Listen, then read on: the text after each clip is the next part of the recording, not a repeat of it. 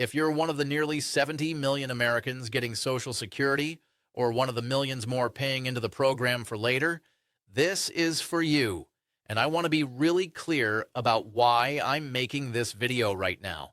Social Security is under attack, not from some distant threat, not from some theoretical problem decades down the road, but right now, today, from decisions being made in Washington that are affecting real people, real families, real Americans who are counting on the promise that this country made to them. There's a reason that Social Security is one of the most successful and popular programs in the history of America. And when I say popular, I mean it. Poll after poll shows that Americans across the political spectrum, Democrats, Republicans, independents, young people, old people, everybody supports Social Security. Why? Because it's a promise that we make to every single American. You pay in paycheck after paycheck over a lifetime of hard work. You show up, you do your job, you contribute to this program, and when you get older, you get that money back to help you retire with dignity. That's the ironclad, take it to the bank promise that America makes to workers. And it's not just a promise on paper. It's not just words in a law.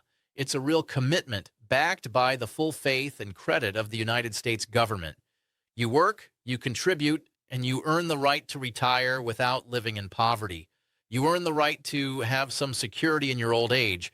You earn the right to not have to choose between paying for groceries and paying for medicine. That's the promise. And it works. For over 80 years, Social Security has supported people each month without fail. Think about that for a second. 80 years. Through wars, through recessions, through depressions, through good times and bad times, Social Security has been there. Every single month, like clockwork, those checks go out. Those direct deposits hit bank accounts, and millions of Americans can pay their bills, can buy their food, can afford their medication, can keep a roof over their heads. In 2024 alone, Social Security lifted nearly 29 million people out of poverty. 29 million people. That's not a small number. That's not an abstraction. That's 29 million real human beings who would be living in poverty if it weren't for Social Security.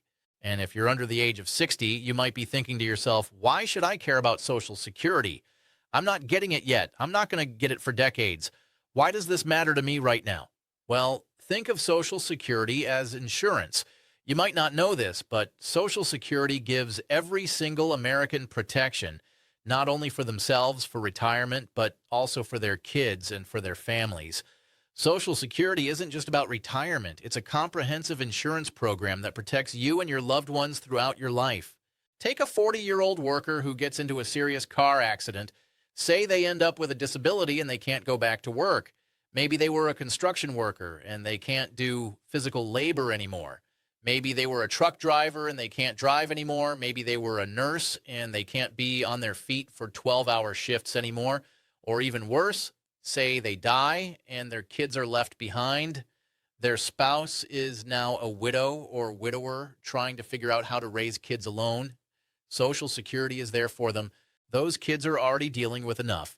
They're dealing with the loss of a parent. They're dealing with grief. They're dealing with trauma. And the last thing they need to worry about is covering rent. The last thing they need to worry about is whether they're going to have food on the table. The last thing they need to worry about is whether they're going to lose their home. Social Security helps lift that burden. It provides survivor benefits to children who have lost a parent. It provides disability benefits to workers who can no longer work. It's a safety net that's there when you need it most. But Donald Trump doesn't care how many people Social Security has helped. He doesn't care about the 70 million Americans who depend on this program. He doesn't care about the promise that America made to workers. He has taken a wrecking ball to the Social Security Administration, and I'm not using that phrase lightly. I mean it literally. He is dismantling the infrastructure that makes Social Security work. He slashed services and cut staff, forcing people to wait hours just to get a hold of someone on the phone. Have you tried calling the Social Security Administration recently?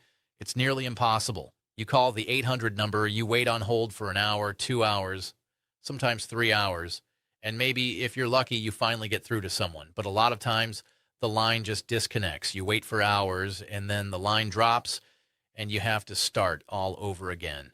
That's what we're dealing with right now. And forget getting an appointment in person. Some Americans are reporting waiting months for an appointment at their local Social Security office, months. And in the meantime, they're not getting their benefits. In the meantime, they're not able to resolve their issues. In the meantime, they're struggling to pay their bills because they can't get the help they need. That's not efficient. It's a backdoor cut to benefits. See, here's what they're doing. They don't want to directly cut Social Security because that would be politically unpopular. People would be outraged. So instead, they cut the staff. They cut the services. They make it harder and harder for people to actually access their benefits. And then when people can't get through, when people can't get help, when people can't get their benefits, they blame the program. They say, see, Social Security doesn't work. We need to privatize it. It's a scam. It's a deliberate strategy to undermine the program so they can justify destroying it. When people are having issues with their benefits, they aren't able to get help quickly and easily. What does that really mean? They go a month, maybe even more, without getting their Social Security check. For millions of American seniors and families, that could be the difference between being able to afford groceries or rent or not. We're talking about people who are living on fixed incomes. We're talking about people who are living paycheck to paycheck, or in this case, Social Security check to Social Security check. Missing 1 month of benefits could mean they can't pay their rent. It could mean they can't afford their medication. It could mean they can't buy food. This is serious. The Trump administration's cuts are hurting Social Security workers as well. And I want to talk about this for a minute because these are the unsung heroes of this program. These frontline staffers are union workers who are focused on helping Americans. They come to work every day because they believe in this program. They believe in helping people. They care about the seniors and people with disabilities who depend on Social Security. These are dedicated public servants who want to do right by the American people. But the staffing cuts are forcing them to take on unsustainable amounts of work, even tasks that they haven't been trained to do. Imagine being a Social Security worker right now. Your caseload has doubled or tripled. You're trying to help as many people as you can, but there just aren't enough hours in the day. You're getting yelled at by frustrated beneficiaries who can't understand why they can't get help. And you want to help them, but you're completely overwhelmed. You don't have the resources you need. You don't have the support you need. You're being asked to do things you weren't trained for. And on top of all that, you're worried about your own job security because the administration keeps talking about more cuts. And make no mistake, the Trump administration would cut even more if they could. They're not done. What they've done so far is just the beginning. Trump's head of Social Security, Frank Beneficiario, floated raising the retirement age. And let's be clear about what that means. Raising the retirement age is just another way to cut benefits. It's another way to cut off Americans' benefits and to keep you working longer. Think about it. If you raise the retirement age from 67 to 70, what are you really doing? You're telling people they have to work 3 more years before they can get their full benefits. You're telling a 68-year-old construction worker with a bad back that he has to keep working. You're telling a 69-year-old nurse with arthritis that she has to keep doing 12-hour shifts. You're telling people who are tired, who have health problems, who have been working their whole lives, that they don't get to retire yet. And if they can't keep working, if their body gives out, if they get laid off, then they just get reduced benefits for the rest of their lives. That's what raising the retirement age really means. It's a benefit cut disguised as something else. The administration was this close to announcing a rule that would make it harder for disabled Americans to get their Social Security disability benefits.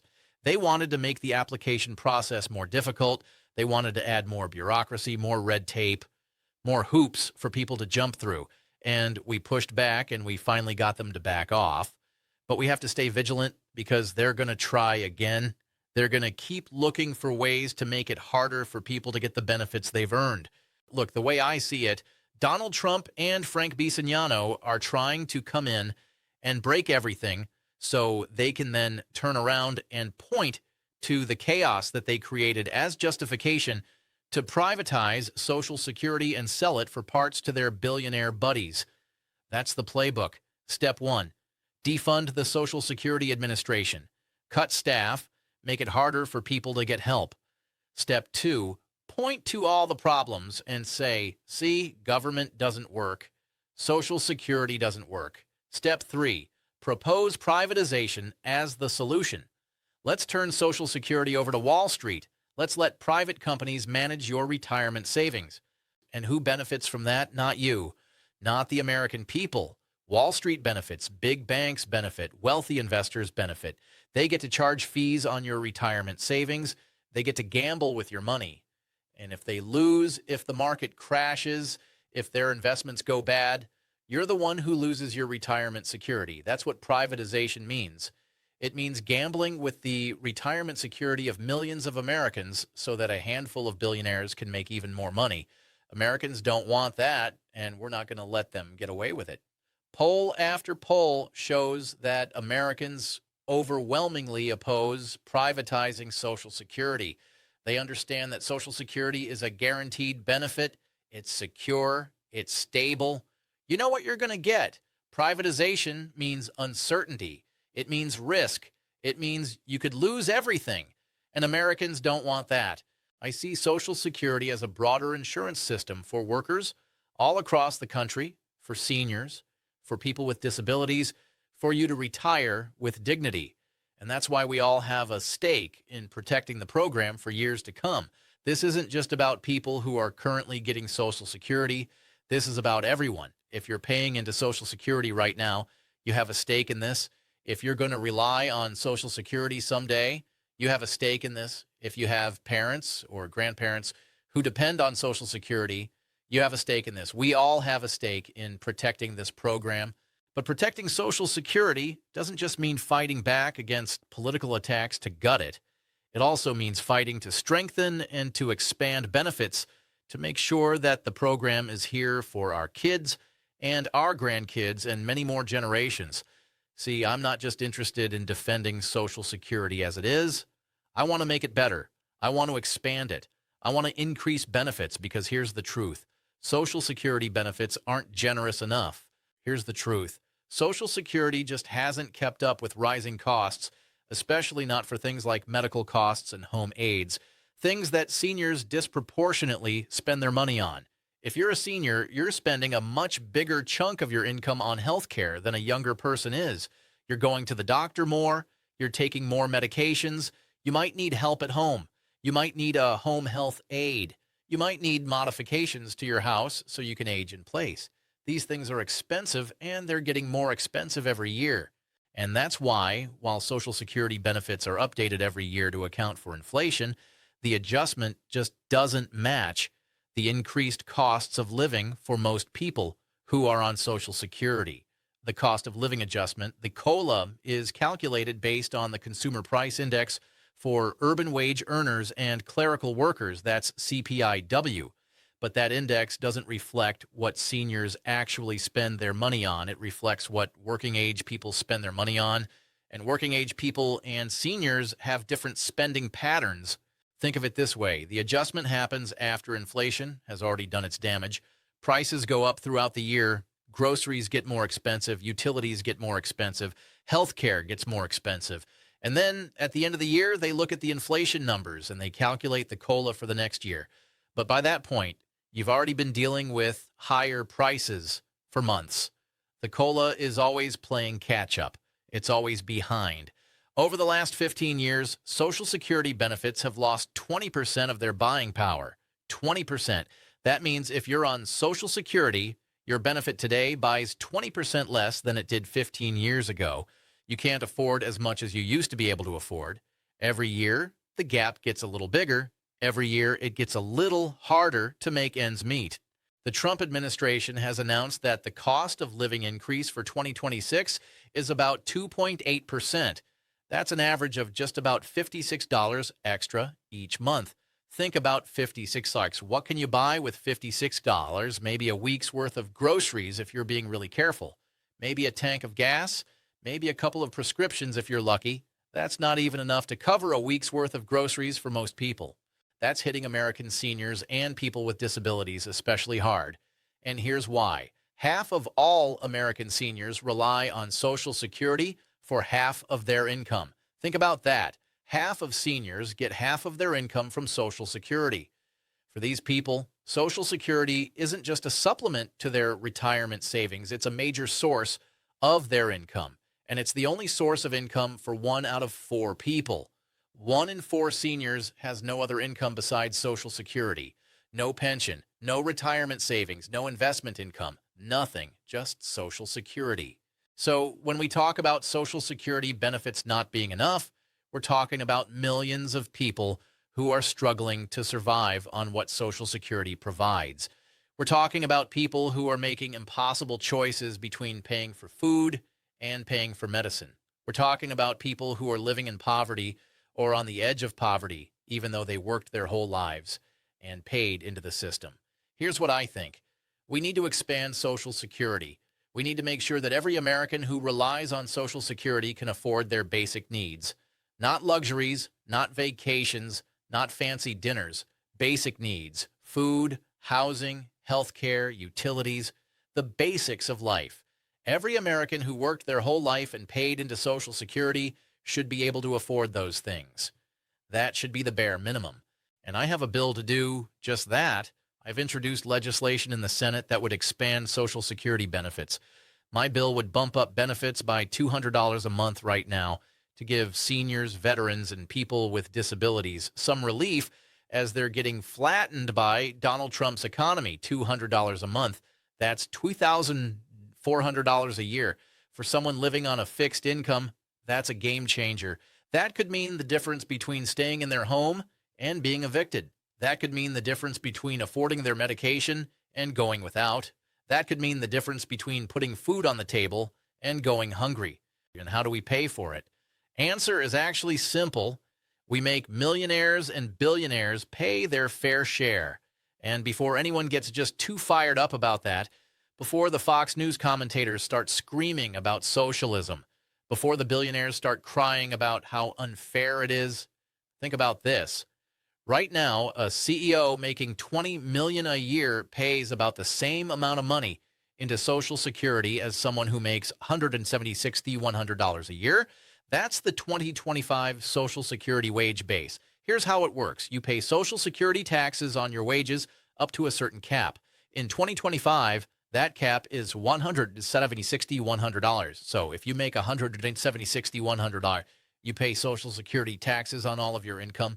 But if you make $20 million, you only pay Social Security taxes on the first $170, The other $19.8 million, no Social Security taxes, zero, nothing. That's just not fair. So think about it. A teacher making $60,000 a year pays Social Security taxes on every dollar they earn. A nurse making $80,000 a year pays Social Security taxes on every dollar they earn. A police officer making $90,000 a year pays Social Security taxes on every dollar they earn. But a Wall Street executive making $20 million pays Social Security taxes on less than 1% of their income. Does that seem right to you? Does that seem fair? So by changing the law, we can even out the playing field for working families and bring in more money to make sure Social Security is around for our kids and our grandkids and all the generations to come. If we lift that cap, if we make wealthy people pay Social Security taxes on all of their income, just like everyone else does, we can bring in hundreds of billions of dollars. We can shore up the Social Security Trust Fund for decades. We can expand benefits for everyone. We can make sure the program is there for future generations. It is a win-win. We make the wealthy pay their fair share, and we strengthen Social Security for everyone. The only people who lose are the millionaires and billionaires who are currently getting a special tax break that no one else gets. And I think they'll be just fine. They're not going to lose sleep over it. They're not going to have to cut back on anything. They're still going to be millionaires and billionaires. They just have to pay the same Social Security tax rate that everyone else pays. This isn't radical. This isn't extreme. This is just basic fairness. This is just asking wealthy people to contribute to Social Security at the same rate that working people do. That's it. And in return, we get a Social Security system that's stronger, that's more secure, that provides better benefits, and that will be there for generations to come. I'm not giving up on the fight to protect Social Security. I want to be really clear about that. I'm going to keep fighting. I'm going to keep pushing. I'm going to keep introducing legislation. I'm going to keep speaking out. I'm going to keep calling out the Trump administration when they try to cut Social Security. I'm going to keep making the case for why we need to expand benefits. I'm going to keep fighting for the 70 million Americans who depend on this program and for all the Americans who will depend on it in the future. And I need you in this fight with me. I can't do this alone. No senator can do this alone. No member of Congress can do this alone. We need a movement. We need millions of Americans speaking out, calling their representatives, making it clear that we won't accept cuts to Social Security. We need you to get involved. We need you to make your voice heard. We need you to vote for candidates who will protect and expand Social Security. We need you to hold your elected officials accountable. So here's what I'm asking you to do. First, educate yourself about what's happening with Social Security. Don't just take my word for it. Read about it, learn about it, understand the issues. Second, talk to your friends and family about it. Make sure they know what's at stake. Make sure they know that Social Security is under attack. Third, contact your senators and your representative. Call their offices, send them emails, show up at their town halls, tell them that you want them to protect and expand Social Security. Fourth, vote. This is so important. When you go to the ballot box, remember which candidates want to protect Social Security and which ones want to cut it, which ones want to expand benefits, and which ones want to privatize the program. Your vote matters. Use it. And fifth, don't give up. This is going to be a long fight. The people who want to cut Social Security, they've got money, they've got lobbyists, they've got political power. But we've got something more powerful. We've got people. We've got millions of Americans who depend on Social Security and millions more who will depend on it someday. We've got the truth on our side. And if we stick together, if we keep fighting, we can win this. Social Security is worth fighting for. It's one of the greatest achievements in American history. It's a promise that we make to every worker in this country, and it's a promise that we have to keep, not just for the people who are getting Social Security today, but for everyone who will need it tomorrow, for our children, for our grandchildren, for all the generations to come. This is about the kind of country we want to be. Do we want to be a country that takes care of its people? Do we want to be a country that honors the commitments we make? Do we want to be a country where people can retire with dignity after a lifetime of hard work? I do, and I think most Americans do too. So let's fight for it. Let's protect Social Security. Let's expand it. Let's make it stronger. Let's make sure it's there for everyone who needs it now and in the future. I'm in this fight, and I hope you'll join me. Together, we can win this. Together, we can save Social Security. Together, we can build a future where every American can retire with dignity and security. That's the fight. That's what we're working for, and I'm not giving up. I need you in this fight with me. Fight with